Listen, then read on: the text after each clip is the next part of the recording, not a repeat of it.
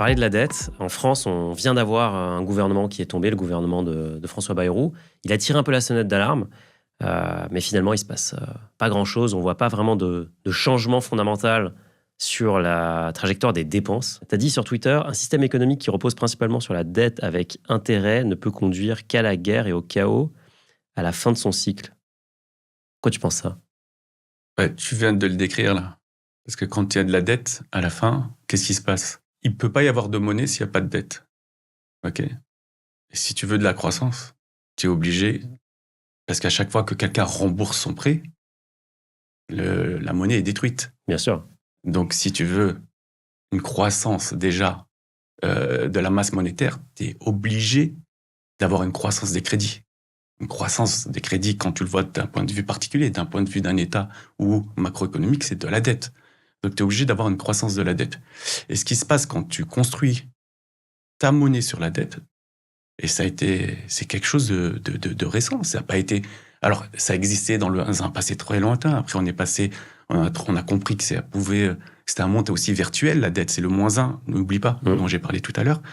Donc, quand on construit ce monde-là, les gens, à un moment, sont revenus à dire « Ah non, on revient à l'or ». Et après, à la monnaie baquée par l'or.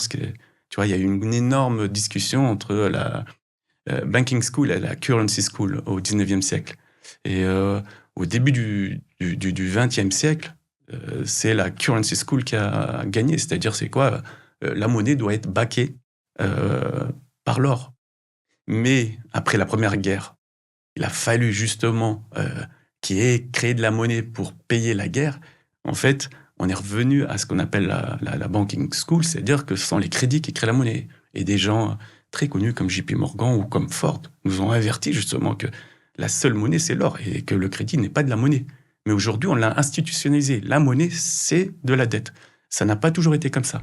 En France, le sujet de l'argent est encore beaucoup trop tabou. Personne ne nous apprend concrètement à prendre en main nos finances. Et c'est pour ça que j'ai créé Finari. Finari, c'est mon application qui vous permet de gérer l'ensemble de votre argent en toute simplicité. Compte bancaire, livret, compte d'investissement, crypto, vous pouvez tout visualiser au même endroit de façon automatique et sécurisée. Finari vous permet aussi de découvrir les frais cachés de vos produits d'investissement, d'évaluer votre diversification et de projeter vos performances futures. Vous pouvez également gérer votre budget, scanner le QR code ou cliquer sur le lien dans la description pour démarrer un essai gratuit. Donc, même après Bretton Woods, la monnaie, c'était le dollar baqué par l'or, jusqu'en 1971, quand Nixon, justement, dit « Allez vous faire foutre tous ». Voilà, maintenant le dollar. Parce qu'il ne pouvait pas imprimer comme il voulait. Voilà, après, il l'a baqué implicitement par le pétrole et les guerres au Moyen-Orient. C'est pour ça que depuis 1971, il y a énormément de terroristes, de guerres au Moyen-Orient, de méchants dans les films américains, etc. Donc, la dette, par définition et par construction, en fait, c'est le moteur de notre monnaie, c'est la coquille de notre monnaie, et donc, c'est le moteur de l'économie. Et donc, pourquoi ça mène au chaos et pourquoi? Parce que quand tu es un État et que tu es endetté, ok, tu es pris au piège entre... tu perds ta souveraineté par rapport au peuple. Pourquoi? Parce que tu es pris au piège de ceux qui vont te prêter. Donc, tu vois, les histoires de spread, France-Allemagne, etc. Là, c'est à peu près 0,9%, etc. C'est-à-dire que la France emprunte plus cher que l'Allemagne, et même comble de l'histoire, par moments, emprunte plus cher que même la Grèce. Donc, les marchés, en fait, à chaque fois, quand Mélenchon, en 2017, a failli être au deuxième tour, le marché a envoyé un signal, tous les Français, et ça fait peur tout le monde, aux journaux, etc. Attention, si Mélenchon passe, hop, le taux d'intérêt pour vous va monter. Donc, en fait, la dette, en fait, ce qu'elle fait, c'est, on vous dit, si vous voulez qu'on continue à vous prêter, vous devez montrer une certaine rigueur budgétaire. Donc, Bayrou, en fait, il veut répondre à cette rigueur budgétaire pour plaire aux créanciers. Créanciers qui sont pour la plupart des banques qui créent la monnaie ex nihilo, tu vois, avec un peu de réserve prudentielle, etc. Ou des BlackRock, des Vanguard qui doivent réinvestir l'argent de leurs retraités ou même des petits investisseurs qui leur confient leur argent. Donc, d'un côté, tu as ça. De l'autre côté, il y a un penchant, parce que c'est équilibré. Parce que si quelqu'un prête, il y a bien quelqu'un qui dépense. Bien sûr. Et c'est qui dépense? En fait, L'État est très dépensier aussi. Et donc, qu'est-ce qui se passe? C'est qu'on a promis aux gens, surtout des gens de gauche, mais maintenant, il n'y a plus de différence entre la gauche et la droite, que tout allait être gratuit, vous n'avez pas besoin de bosser. Moi, je fais des 17 heures par jour en ce moment. Voilà. Il y en a, vous n'avez pas besoin de bosser, tout est gratuit, vous inquiétez pas, etc., etc. Donc, la question, elle est juste au milieu. Et au niveau personnel, comment tout est construit sur la dette? La dette, tu es allemand. Comment on dit la dette en allemand? Schulden. Okay, c'est quoi le Schulden? C'est la culpabilité. Tu vois, si tu étais malien, je t'aurais dit comment on dit la dette. En malien, tu m'aurais dit Djourou. Djourou, c'est la corde au cou. Tu vois, tu comprends? Si tu es arabe, on peut le dire de plusieurs façons, c'est qarf. Qarf, c'est la morsure. Si t'as lu l'Ancien Testament, en hébreu, c'est néché. Néché, c'est la morsure. L'intérêt, c'est la morsure du serpent. Imagine comment nos anciens ont appelé la dette. Et nous, on veut s'en libérer maintenant. On se croit plus intelligent. Donc la dette, en fait, par construction, c'est la culpabilité. C'est le fait que si j'ai une dette, il faut que je la rembourse, etc. Et donc, au niveau des individus, tu perds en liberté. Tu sais, tout à l'heure, je t'ai dit, j'étais libre. Est-ce que tu arrives à le quantifier? Pas le quantifier. Mais j'étais libre. Dans les salles de marché, j'étais libre. J'allais pas en costard. Bah, la RALG, c'est normal, mais même en Angleterre, j'allais pas en costard. Je faisais monter en réunion. Je leur disais que je voulais démissionner toutes les 5 minutes, on m'a augmenté mon salaire. J'ai pas acheté d'appartement, donc pendant longtemps, ça m'a donné une liberté. Si mes positions marchent pas, je retourne chez ma mère, dans sa villa, et je suis tranquille, tu vois. Tu comprends? Donc, oui, et ça, c'est pas quantifiable. C'est-à-dire que dans ton boulot à toi, tu vas expliquer aux gens comment agrandir leur patrimoine. Mais il y a personne... Parfois via la dette. Justement, et via le levier. Mais à quel coût? À quel prix? Tu vois? À quel prix c'est là? Par exemple, je vais t'expliquer un truc. Il y a une nana que j'adore qui est autodidacte parce qu'elle ne cherche pas avec les économistes qui sont perdus. Margaret Kennedy, qui est une écologiste autodidacte, qui s'est dit, ouais, je vais essayer de comprendre. C'est quoi l'inflation? C'est quoi la monnaie? C'est quoi la dette? Et elle a compris quelque chose d'intéressant. Elle a compris qu'à un moment, le capitalisme tel qu'il a été construit, parce que moi j'adore le capital, je suis un entrepreneur, j'adore le capital, j'aime pas le isme. C'est qu'à un moment, elle a compris que dans le capitalisme, à un moment, on est obligé d'avoir de la croissance. Et qu'est-ce qui permet à partir... Donc quand tu as tout détruit, c'est facile de créer des réseaux ferroviaires, des autoroutes, de reconstruire des hôpitaux.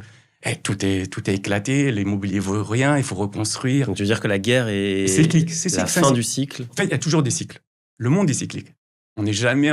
sinon, on se ferait chier. Rien que la mer, elle a des vagues, elle est cyclique, tu vois. C'est qu'à un moment, il y a des cycles. Mais en fait, ce que fait la dette, le système avec dette, c'est qu'il amplifie les amplitudes des cycles. Et donc, à la fin d'une guerre, on peut commencer où tu veux. Allez, 45, tout est détruit, on doit tout reconstruire. Donc là, c'est les 30 glorieuses. Et les mecs vont t'expliquer que l'inflation, c'est pas grave parce que je crée de la croissance. Mec, tout est détruit. C'est normal de créer de la croissance. À moins que tu inventes le moteur à eau, c'est normal. Bon, là, il y a l'AI un peu qui est justement ce moteur à eau, mais plus mesuré. Mais c'est normal que tu fais de la croissance. Et c'est normal que tu as envie d'emprunter même à 10, 15, parce que tu vas croître à 30, tu vois. Donc ça vaut le coup. Mais à un moment, qu'est-ce qui s'est passé dans les années 70 ? C'est qu'à un moment, tu vas pas croître de 30%. Et donc, ça commence à se tasser. Et comme par hasard, c'est là où les déficits commencent. La France n'a jamais connu quasiment de déficit avant les années 70. Et c'est là en 74, il me semble. 73 ou 74. Et c'est là que ça commence à grossir jusqu'à... Maintenant, on est à 3500 milliards. Ça peut pas s'arrêter. Et qu'est-ce qui se passe? C'est qu'il y a un levier dans l'économie. Et parce qu'elle repose que sur ça. 2 leviers. Même, j'en dirais 3. Le premier, c'est les taux d'intérêt. À un moment, tu es bloqué. Parce que si tu veux baisser trop à l'époque actuelle, ça, ils ont utilisé ça en 2008, etc. Si tu baisses, ce qui se passe, que si tu fais ça, il va y avoir de l'inflation, monétaire. Après, si tu remontes, comme tu fais que de grossir, la charge de la dette, elle explose. Là, on est à 60, elle va être à 90 dans 3, 4, 5 ans. Tu vois? Donc, 90 milliards, c'est le premier budget de l'État. Aux États-Unis, on a 1000 milliards, c'est plus que la défense. Quand tu vois les faucons qui sont, les guerres qui génèrent dans le monde, la charge de la dette est aux États-Unis le premier poste de dépense. Donc, tu vois, c'est pas être pessimiste de voir ça. C'est juste de la lucidité. Et donc, qu'est-ce qui se passe avec la dette? C'est qu'à un moment, que tu sois le particulier, eh ben, en fait, t'étouffes, tu perds ta liberté. Tu sais, quand il y a eu 68, est-ce que tu sais, alors ça c'est incroyable ce chiffre, est-ce que tu sais en moyenne c'était quoi les crédits bancaires et en combien de temps les gens remboursaient leurs crédits bancaires pour l'immobilier? Bah, C'est super bas. je dirais que les maturités étaient super courtes. Et Ouais, que, c'est 10 ans maximum, on n'avait pas le droit d'aller au-delà. Donc 10 ans maximum pour acheter sa résidence principale. Voilà, le crédit maximum, et il est remboursé en 7 ans, 7-8 ans. Ok. Parce que les gens voulaient se débarrasser de la dette, ou Bah, c'est parce que les banques ne prêtaient pas? Enfin, c'est non, juste mais que... alors, c'est le début du cycle. Ouais. Tu vois, il y a eu 45 millions de morts, hein, la Deuxième Guerre mondiale. Tu vois, c'est le début du cycle, il y a de la croissance, etc. Et en 93, même en 93, c'était 13 ans. Tu vois, 13 ans en moyenne dans l'ancien. Tu vois, pour rembourser son crédit bancaire. C'est quoi 13 ans? C'est rien. Et en fait, ce qui se passe, pourquoi il y a eu mai 68? Parce que t'as pas le crédit sur ta tête comme une épée de Damoclès qui est là, qui te dit attention, si tu fais grève trop longtemps, tu n'arriveras pas à payer le crédit de la voiture, le crédit de la maison. Et en fait, ça, c'est pas quantifiable. C'est du inquantifiable, ça. La perte de liberté, tu peux pas la mesurer au niveau personnel. Et la perte de souveraineté et la compromission au niveau politique, tu peux pas le mesurer. Tu le vois, tu le sens, c'est ton cœur qui le voit. C'est pas tes yeux, c'est pas ta raison, c'est pas les calculs. Tu le sens, tu le comprends et tu peux même l'expliquer.